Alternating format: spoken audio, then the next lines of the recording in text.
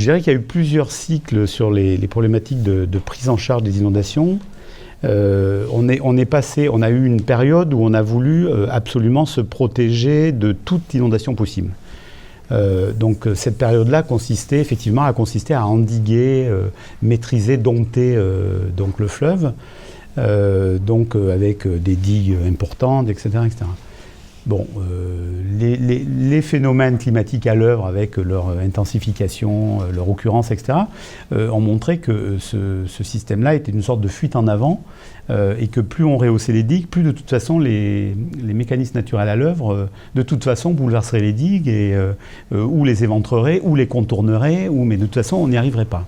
Sur ce sujet des inondations, on rejoint totalement la restauration des milieux aquatiques, c'est-à-dire que c'est deux politiques qui sont totalement imbriquées, parce que tous les milieux humides qui dépendent de la vie d'un cours d'eau, ils jouent un rôle important dans l'épanchement des crues et la rétention de l'eau pendant un temps, et de la même façon, le soutien d'étiage dans ces milieux humides qui peuvent soutenir en période... Donc il faut que ces milieux humides restent connectés au cours d'eau et à ses respirations des crues des cours d'eau, pour que le territoire soit en capacité de mieux résister à l'inondation aussi. C'est-à-dire que si vous avez imperméabilisé tous les sols et que c'est du ruissellement brutal qui va vite, ça fait plus de dégâts que si vous avez un milieu humide, pour des petites crues en tout cas, qui permet de ralentir ce phénomène.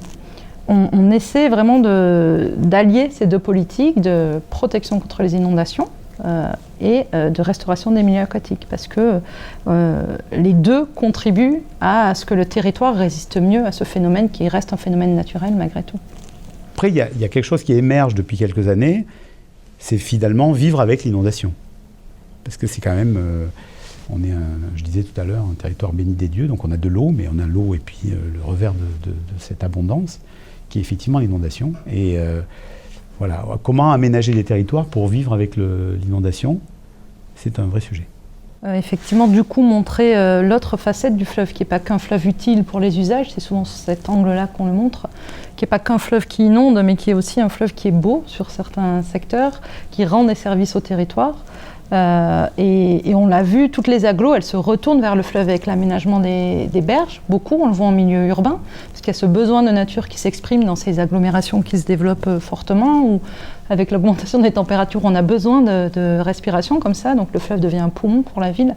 Et en milieu rural, c'est la même chose. Il faut montrer que maintenant le fleuve, il reste présent, même s'il a été déporté un peu quand il y a eu la construction de ce canal, mais il est encore présent sur le territoire. Et donc c'est vraiment beaucoup de communication pour montrer une facette de ce fleuve vivant et qui reste dans le territoire, même s'il a changé de visage finalement.